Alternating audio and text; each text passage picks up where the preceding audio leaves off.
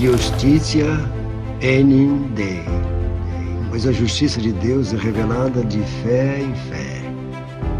Como está escrito, o justo viverá pela fé. E então? O homem vive pela fé e é justificado por ela, e não por aquilo que faz para si mesmo. Seja a adoração de relíquias, o canto nas missas, peregrinações a Roma, a compra do perdão por seus pecados, mas pela fé naquilo que Deus já fez por ele através de seu Filho. Dr. Martin, se você deixar o cristão viver só pela fé, se você acabar com estas boas obras, o que colocará em seu lugar? Cristo.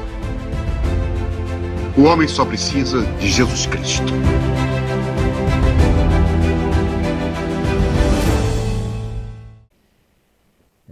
Estou grato por estar aqui nesta noite, ao convite do Caio, um amigo que a gente já conhece faz algum tempo, congregávamos na mesma igreja.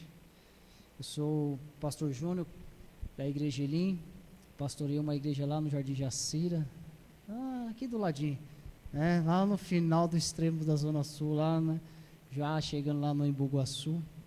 E ali nós estamos ali por uns 2 anos ali pastoreando a Igreja de Jesus. E eu agradeço esse convite, E sem perda de tempo, eu quero ler com os irmãos 2 Samuel capítulo 6, versículo 13. Segundo livro de Samuel capítulo 6, versículo 13. Glória a Deus pela vida dos irmãos. E que o Senhor venha abençoar aqui este lugar em nome de Jesus. O Senhor tem poder para fazer grandes coisas, além daquilo que nós pensamos ou imaginamos. A Bíblia vai dizer que nós fazemos planos e projetos, mas a resposta certa vem do Senhor. Então que o Senhor venha prosperar este lugar aqui em nome de Jesus. Amém? Samuel 6,13 vai dizer assim: quando os que carregavam a arca do Senhor davam 6 passos, ele sacrificava um boi e um novilho gordo. Davi, vestindo o colete sacerdotal de linho, foi dançando em todas as forças perante o Senhor.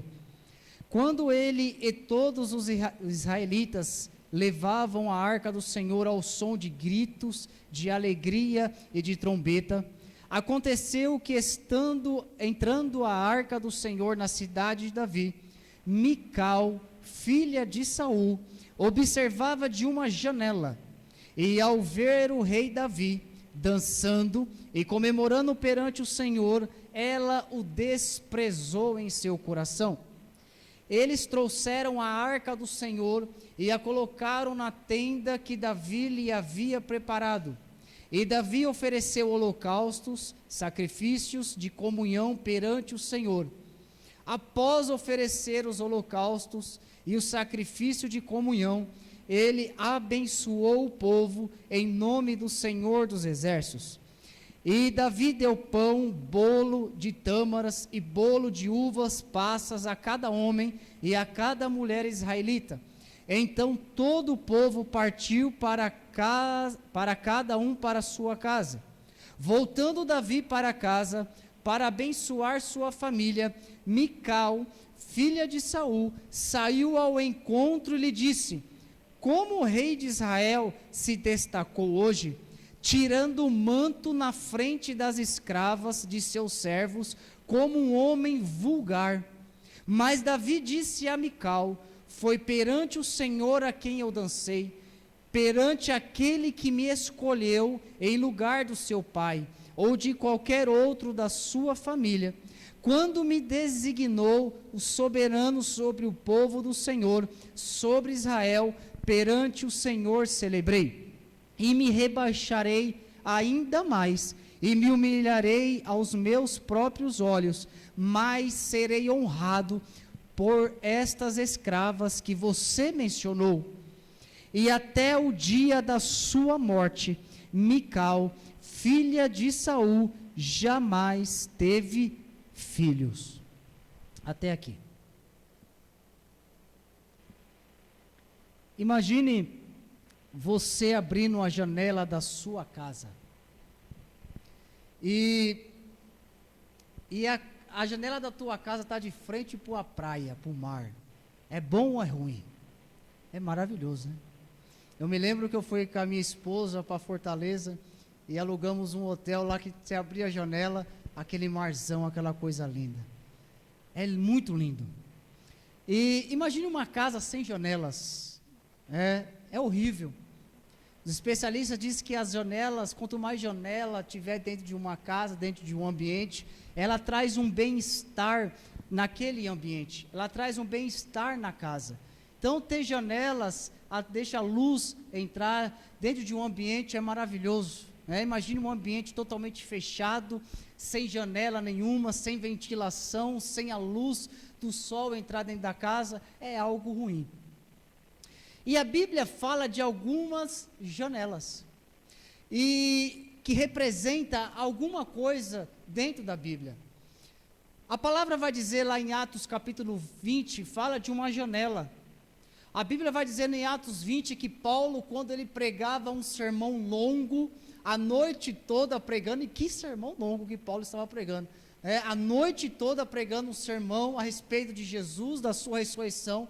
A Bíblia fala que havia um jovem Eutico sentado numa janela, e o sermão foi se prolongando ao ponto dele pegar no sono e cair de cima daquela igreja onde Paulo estava pregando, a ponto daquele jovem morrer. E Paulo desce lá e ora para aquele jovem ressuscita. E é interessante que isso simboliza a janela da indecisão. Aquele jovem não sabia onde ele estava dentro de um culto, mas ao mesmo tempo do lado de fora do culto. Então isso me faz entender que aquilo simboliza a janela da indecisão. Ele não sabia em qual ambiente ele estava. Mas a Bíblia vai dizer também, e fala de uma janela do recomeço. Gênesis capítulo 6 vai falar que Deus manda Noé, a qual nós conhecemos a história de Noé, a construir uma arca, porque o dilúvio ia vir sobre a terra. E Noé começa, e Deus fala para Noé, olha, tem que ser assim, do tamanho assim, começa a dar um manual de como Noé ia construir aquela arca. E a Bíblia fala que no capítulo 6, e Deus fala, você vai construir uma pequena janela em cima da arca. E depois de 40 dias do dilúvio, Deus manda Noé olhar para aquela janela, olhar para o lado de fora. E ali ele começa a olhar, e ali eu vejo a janela do recomeço. A partir de Noé, recomeçou a história da humanidade. Então a Bíblia fala a respeito de alguns começos, e talvez nós estamos aqui nesta noite, e algumas áreas das nossas vidas está destruída. Mas há uma pequena janela, há um pequeno recomeço para as nossas vidas. Há um pequeno recomeço, há uma janela de um recomeço para a nossa família. Talvez o seu destino e o meu destino, a nossa família, os nossos projetos, a sua saúde interior vão depender de algumas janelas que nós vamos abrir. Mais para frente nós vamos entender. A nossa família, os nossos projetos, os nossos filhos, vão depender de algumas janelas que nós vamos fechar ou que nós vamos abrir.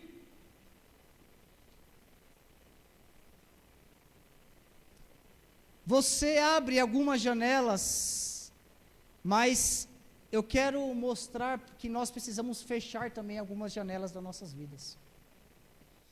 Davi, ele traz a arca de volta para Jerusalém. O texto que nós lemos diz que Davi, ele traz a arca que havia se perdido por muito tempo.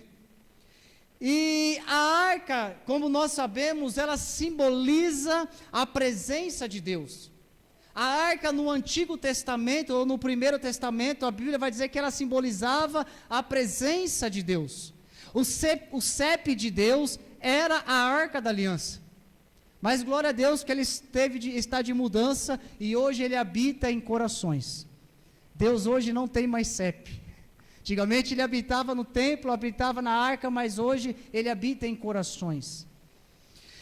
E a arca da aliança para o povo de Israel, ou a arca do concerto, tanto faz, simbolizava algo tremendo para aquele povo. Era a presença de Deus dentro daquele povo. Hebreus 9 vai dizer que dentro da arca da aliança havia um pouquinho do maná, a vara de Arão que havia florescido e os 10 mandamentos, ou seja, simbolizava algo para aquele povo. E agora, aquela arca que havia por tanto tempo estava distante, agora o rei Davi traz essa arca de novo para o povo a qual pertencia. E aquele povo se alegra. Foi uma grande festa naquele local. Houve um grande avivamento em Israel, porque a arca, ou seja, a presença de Deus voltou para casa. E toda a cidade estava comemorando e celebrando a presença de Deus. Tanto é que Davi, o texto que nós lemos, diz que ele mandou fazer pão, mandou fazer bolo de tâmaras, e para cada homem e para cada mulher levar para casa. Agora imagine quanto bolo, quanto pão que não teve que fazer para cada homem e para cada mulher. Mas era algo extraordinário que estava acontecendo. Era um marco para a nação de Israel. A arca da aliança voltou, a presença de Deus voltou para casa. Mas é interessante que a Bíblia vai dizer que Mical, ela estava onde? Numa janela. Olhando aquela cena, Davi vindo com a arca, o povo se alegrando, e a Bíblia diz que Davi dançava com a sua estola sacerdotal, ele dançava, ele gritava, ele pulava, dizendo: a presença de Deus voltou para Israel. Mas Mical estava numa janela. Ela olhou Davi naquela posição de rei, dançando, gritando no meio de todo o povo. O texto ao qual nós lemos vai dizer que ela o desprezou. A própria esposa de Davi, do rei Davi, diz que ela o desprezou. Vendo aquela cena, e a Bíblia vai dizer, porque ela desprezou o seu próprio marido, ela ficou estéril e ela morreu sem dar filhos. E para aquela geração, uma mulher que não dava filhos, não valia nada. Uma mulher que era estéril, era infrutífera, era uma mulher que não valia nada perante a sociedade. Toda mulher tinha que dar filho.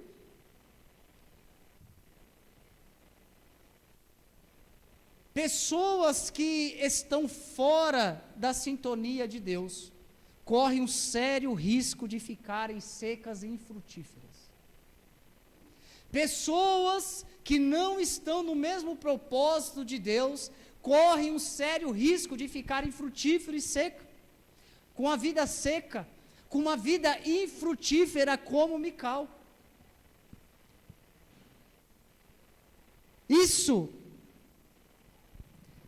Pessoas que vivem momento de sequidão porque ainda não fechou algumas janelas da alma que precisam ser fechadas. Pessoas que vivem no momento de sequidão na sua vida, na sua alma, porque ainda não fechou algumas janelas do passado. Janelas que precisam dentro de nós ser fechadas para viver aquilo que Deus tem para nossas vidas. Nós não pregamos um Deus que, como que eu vou explicar? Nós não pregamos um Deus que não faz milagre. Deus ainda continua fazendo milagres, na maneira a qual Ele quer, do jeito a qual Ele quer, e do momento a qual Ele achar propício para fazer, e se não fizer também, Ele continua sendo Deus, amém. Mas nós cremos um Deus poderoso. Foi isso que foi cantado aqui nesta noite, um Deus vivo, o mesmo ontem, é o Deus de hoje e continuará sendo Deus de eternamente. E para cada vida Ele tem um propósito diferente. Para as nossas vidas, Deus tem um chamado diferente. Para cada família, Deus tem uma situação diferente. Mas às vezes nós vemos pessoas, e eu canso de ver pessoas, que vivem 5, 10, 15, 20 anos dentro de um ambiente de uma igreja, mas que ainda vivem com uma vida seca, infrutífera, porque ainda não fechou janelas que precisam ser fechadas, e não se abre para o novo de Deus, não se abre para aquilo que Deus tem para as nossas vidas. E nós precisamos fechar algumas janelas. E eu quero deixar aqui 3 janelas que nós precisamos fechar. A primeira janela é a janela do ressentimento. A primeira janela que nós precisamos fechar na nossa alma, na nossa vida, é a janela do ressentimento. Mical era tão ressentida, que desprezou o que Deus estava fazendo naquele dia. Mical, ela não só desprezou o seu marido Davi, mas ela estava desprezando o que Deus estava fazendo naquele dia. Era um marco para Israel, era um marco para aquela nação. O povo todo se alegrava, mas Mical, com o seu ressentimento, ela fechou-se na amargura, e não se alegrou, e não se atentou porque Deus estava fazendo naquele lugar. Fazendo Mical carregou por anos e anos decepções. Mical carregou por anos a falta do perdão. Guardou rancor por anos e anos. Mas para quem já leu a história de Mical, vai entender que era porque ela era ressentida, porque faltava a falta de perdão dentro do coração dela, porque ela levava rancor, porque a vida de Mical também não foi muito fácil. E se nós lermos a vida de Mical, nós vamos entender que a vida dela talvez dava para entender porque ela é ressentida. Primeiro, ela foi prometida para Davi lá atrás. Quem lembra a história de Davi e Golias? Quando Golias afrontava o Deus de Israel, o exército de Deus de Israel, a Bíblia diz que não via homem que pudesse lutar com Golias, mas a Bíblia diz que naquele momento que Golias estava afrontando o Deus de Israel e a nação de Israel, Davi chegou naquele lugar. E Davi falou: quem é esse incircunciso aí que afronta o Deus de Israel, o Deus vivo? Esse é Golias, mas não há nenhum homem que possa lutar com este homem, um homem quase 3 metros de altura, guerreiro, preparado. Quem é o homem? E Davi falou: eu vou.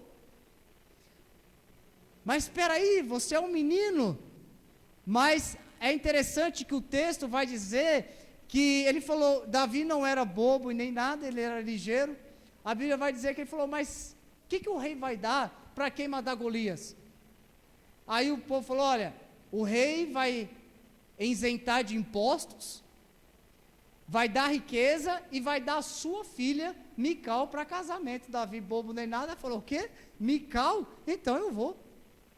Pode pôr aí que eu vou lutar com esse Golias. E nós conhecemos a história.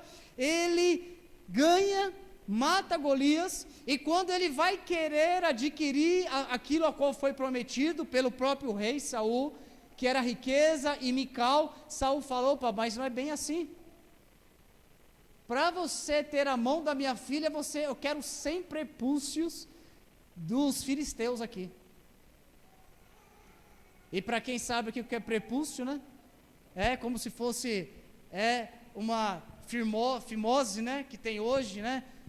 Agora eu imagino Davi chegando, falou: você quer 100 prepúcio? Beleza, mas a Bíblia diz que ele levou 200. Imagine, com certeza a Mical era muito, muito bonita, né? Porque o camarada, para enfrentar e pegar, não era nem 100, ele trouxe 200. Agora imagine Davi chegando no arraial dos filisteus, batendo na porta: com licença, eu preciso de o seu prepúcio. Não, Davi teve que lutar, Davi teve que guerrear e matar aqueles filisteus. E aí, Davi tem a vida de Mical, a esposa, como esposa, só que a Bíblia vai dizer que Saul, ele fica com raiva de Davi, com inveja de Davi, e começa a perseguir Davi, a ponto de Davi teve que fugir. Agora Davi foge e larga Mical sozinha, porque o próprio pai dela queria matar o genro Davi. E ele não ficou 1 semana, 2 semanas, mas anos, mais de 10 anos, foragido, fugindo do rei Saul. Aí vem seu pai, Saul, e fala: Mical, Davi foi embora, você vai casar com outro. O nome era Paltiel. Casa com outro homem. É uma moeda de troca. A vida de Mical não foi fácil. E de repente, por anos e anos, aí Saul morre. Davi volta agora para a nação e fala: agora eu quero a minha esposa de volta, Mical. Aí tem que tirar ela do outro esposo, Paltiel, e traz de volta para o esposo que era Davi. Olha que bagunça. Olha que situação. Então, dá para entender porque Mical era ressentida, era rancorosa, não perdoava, faltava o perdão. Mas pessoas como Mical sofrem. E há pessoas também assim como Mical, que sofreu dores na vida, fracassos, decepções, e agora talvez você está ressentida, ou ressentido. E ressentimento é ficar remoendo feridas do passado. E ressentimento é ficar remoendo as mesmas coisas do passado, aquilo que já passou, as decepções, as dores, as frustrações. E tem pessoas que vivem levando isso e não conseguem ser curadas, e não conseguem fechar essas janelas do passado. E é isso que nós precisamos fechar, essa janela do ressentimento, da amargura, das coisas que ficaram no passado, porque a palavra de Deus, 2 Coríntios 5,17, diz que nova criatura nós somos, as coisas antigas já passaram, e eis que tudo se fez novo.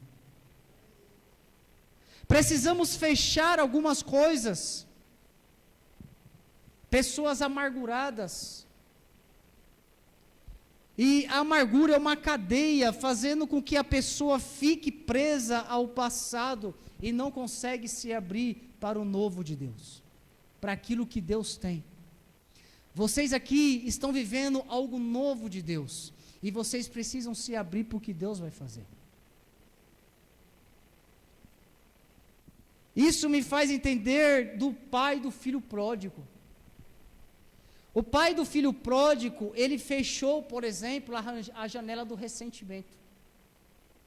O pai do filho pródigo resolveu fechar essa janela do ressentimento. Porque nós conhecemos, o filho vai embora, ou seja, o filho falou: pai, para mim você morreu, para mim eu não quero mais saber, me dá o que eu tenho que eu vou embora. E quando ele volta, o pai, ele não ficou ressentido, ele não ficou amargurado, mas a Bíblia diz que ele se alegrou com a volta do seu filho. Abraçou, pôs um anel no dedo, sandálias novas, matou o novo filho, fez uma churrascada, porque o filho havia voltado. Mas o irmão mais velho, ele não fechou a janela do ressentimento. Falou: mas pai, eu estava aqui o tempo todo, e você nunca matou um cordeiro para mim, agora vem esse infeliz, que o Senhor deu tudo, gastou tudo com meretrizes, com as coisas do mundo, agora voltou, o Senhor faz uma churrascada. Nós precisamos fechar algumas janelas da nossa vida. José, ele resolveu fechar a janela do ressentimento, a janela da decepção, por exemplo. A Bíblia vai dizer que José é vendido pelos seus irmãos, jogado dentro de uma cisterna, é vendido como escravo para o Egito, passa todo tipo de tormento, todo tipo de decepção, mas lá na frente, quando ele é escolhido por Deus e é feito governador do Egito, a Bíblia vai dizer que os seus irmãos voltam para pedir ajuda, e ele reconhece os seus irmãos. Meu irmão, vamos ser sinceros, se é um de nós aqui. Nós somos mortais aqui, vamos ser sinceros. Meu irmão, se é eu tinha mandado pegar a espada e ter golado todo mundo. Vocês me jogaram numa cisterna, seus infelizes. Vocês quase me mataram, eu sofri por anos e anos. Fui preso, fui caluniado pela esposa do meu chefe. Olha, passei, e agora vocês vêm até mim? Mas a Bíblia diz que José resolveu fechar a janela do ressentimento, resolveu perdoar. E por causa disso, Deus abençoou a vida de José. José resolveu perdoar e fechou a janela da decepção e resolveu perdoar. E a grande realidade aqui, meus irmãos, é que nós precisamos fechar algumas janelas, em nome de Jesus. Algumas janelas que nos têm machucado às vezes, seja ela da amargura, de ressentimento, da falta do perdão, mas nós precisamos fechar, não deixar que a dor do passado venha nos governar, deixar que situações do passado venham reinar sobre as nossas vidas, deixar que coisas do passado nós venhamos carregar por anos e anos. Deus te escolheu para algo, para um propósito. E nós precisamos se abrir para o novo de Deus em nome de Jesus. Para aquilo que Ele tem para as nossas vidas. Nós precisamos escolher o caminho do perdão. Como José. José resolveu perdoar. E nós precisamos às vezes resolver abrir, fechar essa janela e abrir o caminho do perdão.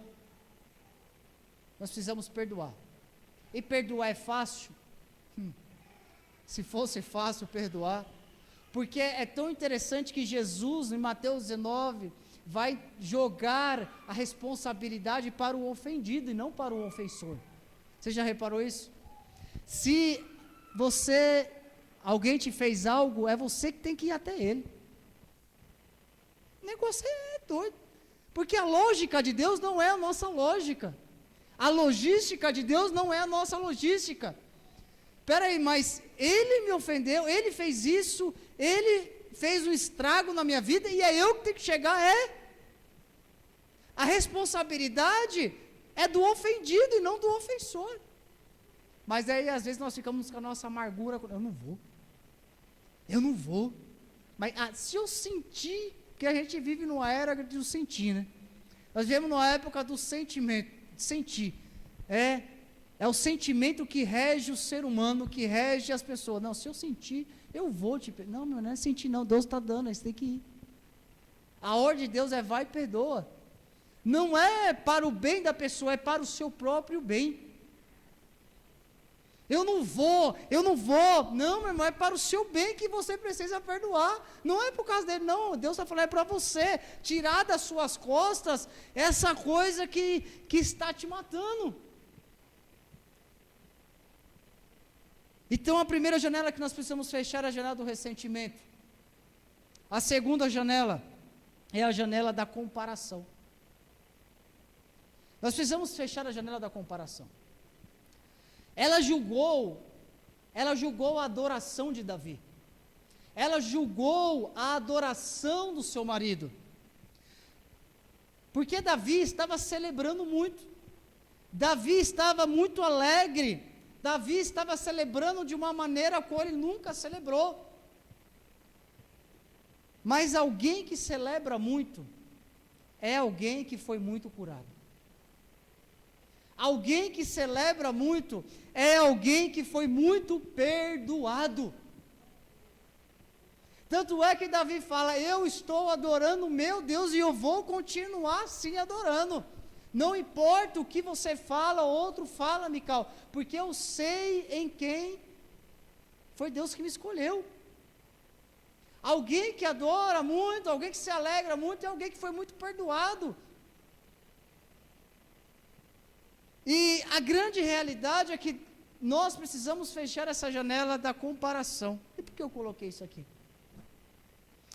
Porque às vezes nós precisamos parar de comparar as nossas vidas com as dos outros.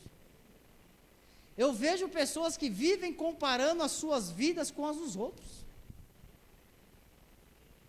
A janela da comparação nós precisamos fechar.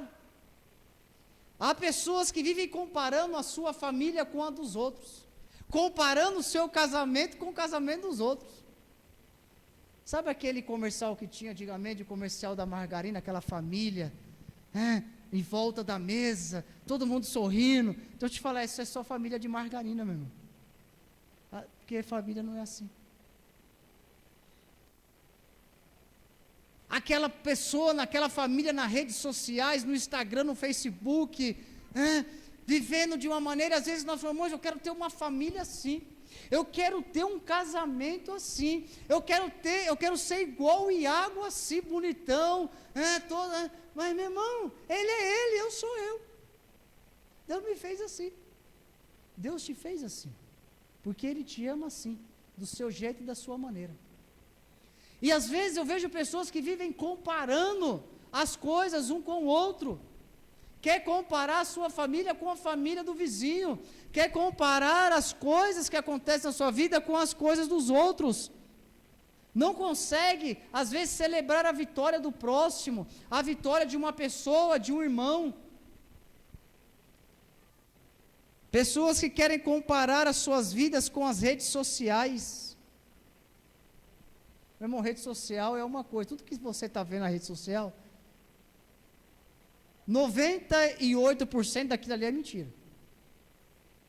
Essa semana eu recebi uma notícia, você viu o casal,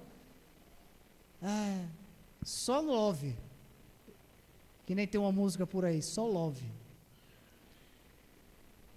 Aí essa semana me liga, fala, pastor, estou me separando. Eu falo, mas eu acabei de ver vocês só love, agora estou separando, eu não aguento mais, só está vivendo de fachada. Falei, e agora que tu me fala? Bom, você já tomou sua decisão. E se nós olharmos, falamos, mas eu quero ter um casamento assim, eu quero ter uma família assim. Meu irmão, nós precisamos parar de comparar quem nós somos. Às vezes nós ficamos comparando, eu quero ser fulano de tal, eu quero ser ciclano de tal, eu quero ser... Não, Deus quer que você seja do jeito que você é, porque Ele te ama da sua maneira, qual você é, com a sua personalidade, com o seu jeitinho. Deus te ama assim. Deus te ama da tua maneira. Talvez você é um pouco mais espontâneo, talvez você é um pouco mais quietinho, talvez você adora a Deus da sua maneira. Amém, meu irmão? Adore a Deus, o importante é adorar, mas da sua maneira, do seu jeito. Eu lembro que quando eu, na minha adolescência, eu queria pregar igual alguns pregadores, cara. E eu falei, não, eu quero pregar assim, eu quero ser assim e tal. Deus falou, não quero que você pregue igual eles, eu tenho, eu quero que você seja você. Não, mas eu quero pregar tal, eu não vou falar os pregadores aqui, senão vocês vão dar risada, mas na minha adolescente é tudo doido, nossa, eu quero pregar assim, meu Deus, quero ser igual o Marcos Feliciano, eu vou comprar até o suspensório, quem é antigo, quem lembra do Marcos Feliciano antigo, eu usava o suspensório, hoje não, já é deputado e tal, eu quero ser, não, vou lá no Gideões pregar, é a cabeça do ser humano, adolescente. Deus falou, não quero que você seja do jeito que você é. Nós precisamos parar de comparar, seja a nossa igreja, seja a nossa vida com as dos outros. Deus te escolheu da sua maneira, Deus te amou do seu jeito, com a sua personalidade. Jesus sabia lidar, porque Jesus escolhe 12 homens com personalidades diferentes, com temperamentos diferentes, da maneira deles, do jeito deles. Deus te ama assim, do seu jeito. Pare de comparar você com os outros, comparar aquilo que Deus tem para você com os outros. É igual Asaf, Salmo 73, quer comparar a vida dele com a do vizinho. Se você ler Salmo 73 de Asaf, você vai ver que Asaf começa a falar, mas Senhor, parafraseando aqui, Senhor, por que a grama do vizinho é mais verde do que a minha? Por que a mulher do vizinho é mais bonita que a minha? Por que o vizinho só come picanha e eu só estou comendo salsicha? Aí Deus fala assim, Asaf, até que ele entrou no santuário de Deus, e Deus mostrou o destino dos ímpios. E viu, aí ele entendeu o propósito de Deus para a vida dele. Então, meu irmão, pare de comparar. Viva aquilo que o Senhor te chamou. Viva o propósito de Deus em sua vida, em nome de Jesus. Porque a minha vida, Deus não quer a mesma coisa para mim que quer para você. Aliás, isso é a multiforme graça de se Deus trabalhar. Cada um cada um da sua maneira, do seu jeito. E a terceira janela, para encerrar, é a janela da murmuração. Essa é uma janela que nós precisamos fechar urgentemente, é a janela da murmuração. O texto diz que Deus estava fazendo algo lindo naquela nação, algo extraordinário, mas Mical estava na janela. Sabe, conhece pessoa que murmura? Meu irmão, eu conheço, eu conheço várias. Sabe aquela pessoa que só sabe murmurar? Deus está fazendo algo lindo, Deus está fazendo aquilo, o propósito de Deus, mas a pessoa só murmura. Sabe aquela pessoa que Deus está fazendo algo e a pessoa mas por outro lado, mas pensando assim, não, meu irmão.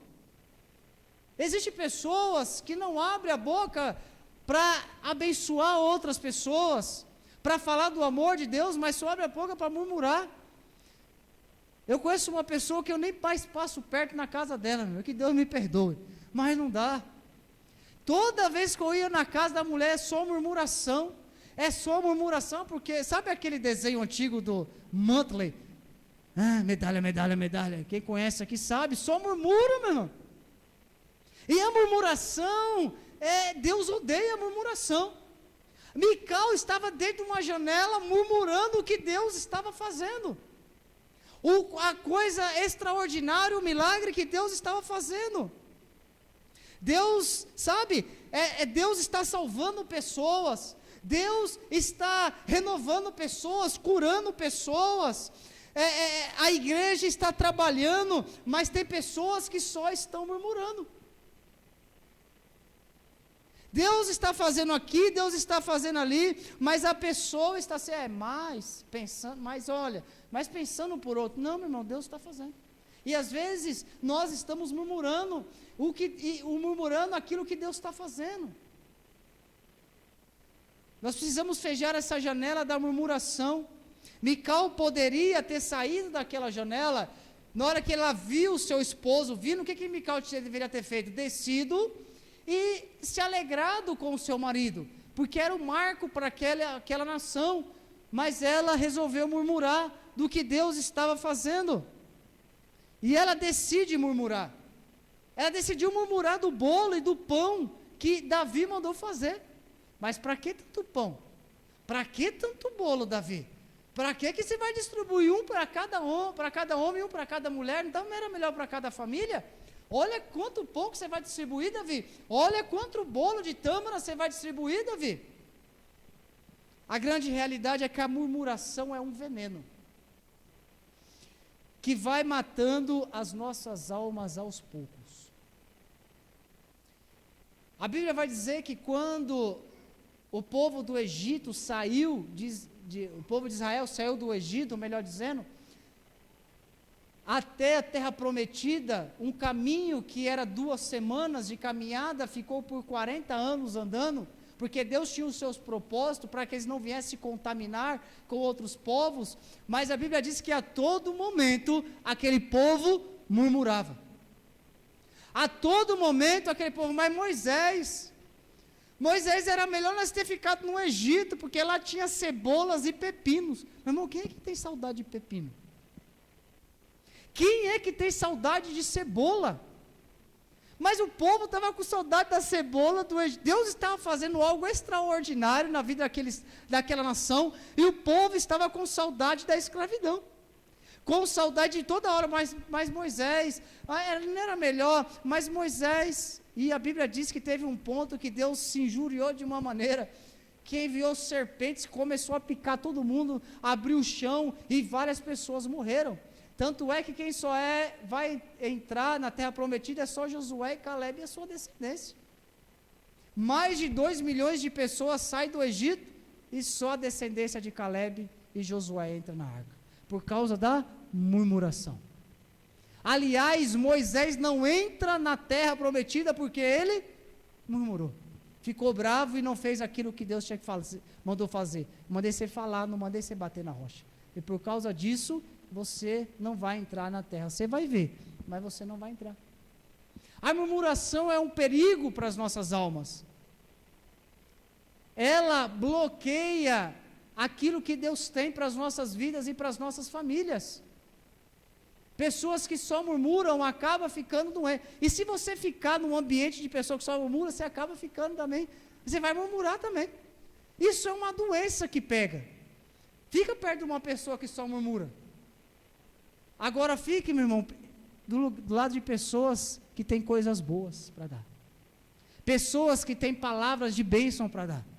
Pessoas que têm um bom testemunho para dar. Pessoas que só murmuram, irmão, vai embora. Deixa essas pessoas que murmuram. Nós precisamos fechar essas janelas das nossas vidas, sabe? E deixar Deus nos curar dessa situação, e abrir a janela da alma, e deixar que Cristo nos cure dessas coisas, do ressentimento, da falta de perdão, da murmuração. Nós precisamos deixar que Jesus, o Espírito Santo, faça essa obra em nós e venha nos curar, e nos fazer pessoas melhores, e nos fazer pessoas,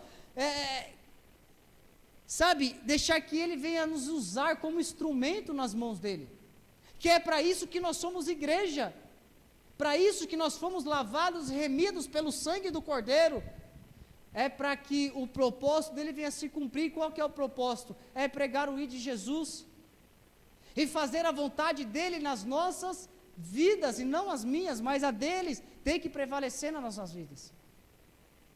É a vontade do Pai. E quando nós ficamos só murmurando, aí as coisas complicam. Sabe, eu costumei fazer uma limpa, Caio, das minhas redes sociais, porque tem pessoas que fazem das redes sociais o muro das lamentações. Só murmura na rede social, e aí você vê a pessoa é crente, e você fala, meu irmão, só murmuração, porque hoje eu estou, hoje eu não estou bem, hoje, meu irmão, as pessoas não precisam saber da sua vida. Você não tem que ficar postando as suas murmurações, as suas lamentações nas redes sociais.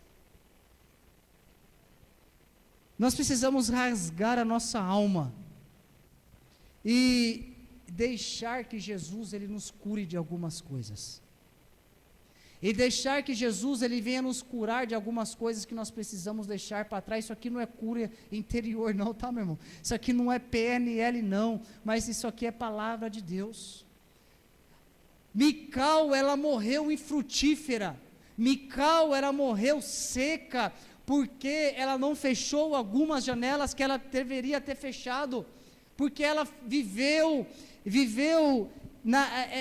com coisas do passado que ela precisava ter esquecido, e ela não fechou algumas janelas da alma, e teve a sua vida e morreu seca, morreu infrutífera. E Mical terminou a sua vida assim, seca.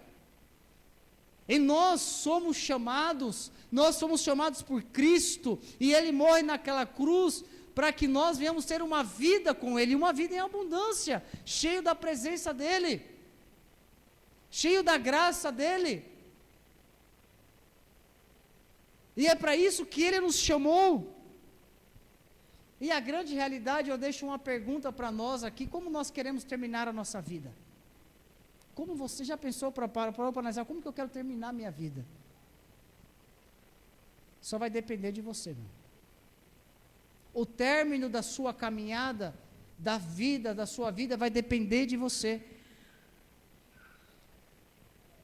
Nós precisamos entender que nós precisamos ser pessoas frutíferas. Eu estava pregando lá no Jacira domingo, falando sobre o livro de Apocalipse, falando sobre a igreja, a última igreja de Laodiceia. Nós precisamos que Cristo, Jesus, ele exorta aquela igreja, as outras igrejas, Jesus, ele elogia e depois exorta, mas a igreja de Laodiceia, Jesus só dá exortação, porque era a igreja que estava abastada em dinheiro, não precisava de mais nada, mas eram pessoas infrutíferas que estavam lá dentro. E Jesus, a Bíblia vai dizer, vocês estão ceando aí dentro, mas eu estou do lado de fora, eis que estou à porta. Nós usamos esse versículo para pregar para o ímpio aí fora, mas Jesus está falando para uma igreja, Jesus está falando para um povo que estava cultuando, eis que estou à porta e bato. Ou seja, vocês estão ceando, mas o verdadeiro cordeiro está do lado de fora. Era uma igreja abastada, era uma igreja que tinha o melhor grupo de louvor, os melhores instrumentos, tinha tudo, era uma igreja top. A nata da sociedade estava na igreja de Laodiceia. Pensa numa igreja top, aí que nós temos várias, né? Várias igrejas top, né? Agora a Lagoinha de Alphaville, só tem jogador, queria ver um jogador de futebol, um artista, era a igreja de Laodiceia, mas ela não tinha o principal, que é a presença de Deus, ela não tinha o principal, que é a graça de Deus naquele lugar. Enquanto as pessoas estavam ali cultuando, Deus estava do lado de fora, e Jesus vai dar uma palavra dura para aquela igreja, falando assim, olha, eu estou a ponto de vomitar vocês da minha boca, porque vocês estão ânsia de vômito, o culto de vocês estão ânsia de vômito para mim. Como é que estão as nossas vidas perante Deus? Como é que estão as nossas vidas? Nós somos pessoas infrutíferas, ou nós temos dado fruto, ou nós temos levado ressentimento, dores, situações, e que nos deixa travado, e não nos deixa fazer aquilo que Deus nos chamou. Meu irmão, em nome de Jesus, nós precisamos ser uma igreja ativa. É para isso que nós somos chamados. Nós somos igreja, nossas igrejas são igrejas em comunidades, em periferias, que precisam conhecer o Evangelho de Jesus. E como é que eles vão conhecer o Evangelho de Jesus? É através de pessoas que dão frutos, pessoas que não têm a vida seca e infrutífera, estão presas ao passado, mas pessoas que entenderam o propósito de Deus e estão disponíveis para fazer a vontade de Deus, fazer a vontade do Pai, e não só com palavras, como diz o apóstolo João, mas fazer de fato e de verdade. Isso é uma igreja, Jesus vai dizer que nós somos o sal. Eu já estou encerrando. O sal para que serve o sal? Para quê? Não é só para dar sabor. Antes da invenção da refrigeração, o sal servia para cultivar a carne. Colocava a carne e jogava o sal em cima para que aquela carne durasse, para que ela não viesse a apodrecer. Ou seja, Jesus está falando, vocês são sal. Vocês não podem deixar as pessoas aí fora apodrecerem no pecado, porque vocês são sal da terra. Jesus continua, e para que serve o sal? O sal serve para dar sede. Então, o mundo tem sede, e sede de Deus, e nós somos o sal, nós precisamos levar a presença de Deus para as pessoas aí fora. Viver uma vida infrutífera como Mical e morrer uma vida seca e frutífera vai depender de mim e de você, porque Cristo já nos resgatou, Cristo já escreveu teu nome no livro da vida. E o que nós estamos fazendo como crente? O que nós estamos fazendo como igreja? Será que nós temos sido relevantes? Porque nome de igreja, meu irmão, Batista, Elim, Assembleia, Lagoinha, Quadrangular, meu irmão, isso aí são... Jesus chama uma igreja ativa, porque a igreja de Jesus é um organismo vivo.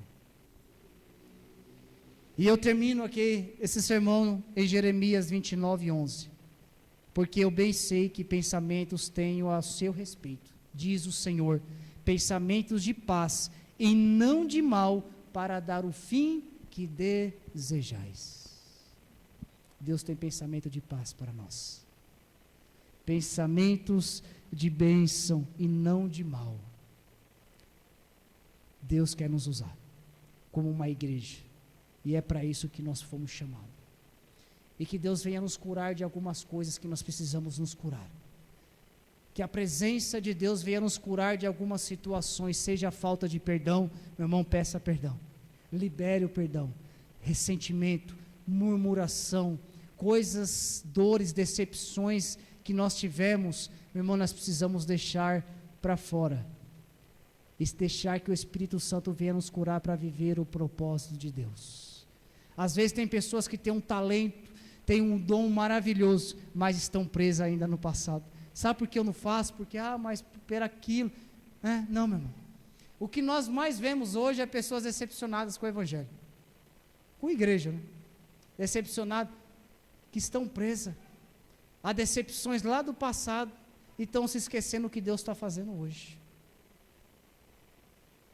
Mas lá o pastor fulano de tal, mas a igreja, meu irmão, isso aí ficou lá, meu irmão. Viva o novo de Deus em nome de Jesus.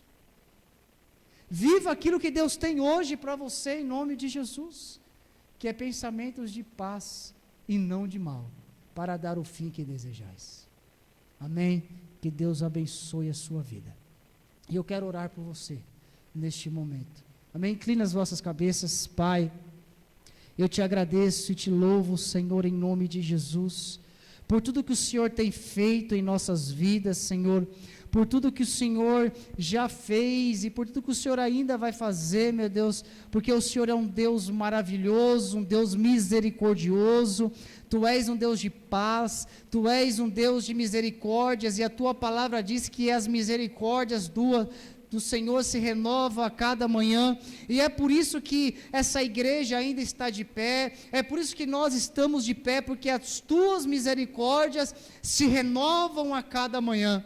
Pai, em nome de Jesus, se há alguém, meu Deus, aqui nesta manhã, nesta noite, que precisa de uma cura, Senhor, na sua alma, Senhor, de coisas, de decepções, de dores, de traições, meu Deus, que talvez aprisionam, meu Deus, para caminhar, meu Deus, que o Senhor venha curar ela agora, porque o Senhor tem poder, meu Deus, para curar. Meu Deus, nós cremos no Deus vivo, meu Pai, e cremos no Deus que liberta, no Deus que cura, no Deus que restaura, porque eu sou testemunha, meu Deus, do que o Senhor fez em minha vida, meu Pai. Senhor, em nome de Jesus, que o Senhor venha curar almas feridas, Senhor, que o Senhor venha curar, meu Deus, seja uma falta de perdão, meu Deus, seja algo de ressentimento, de decepção, de frustração, mas nós cremos no Deus, meu Pai, que pode todas as coisas.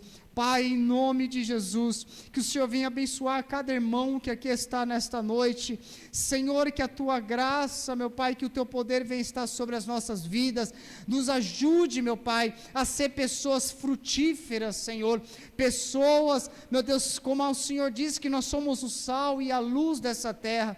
Então, meu Pai, que o Senhor venha nos fazer pessoas melhores, nos faça, Senhor, obreiros melhores, nos faça cristão melhor, meu Pai, nos faça uma mulher, um homem melhor, um pai melhor, uma mãe melhor, um esposo melhor, uma esposa melhor.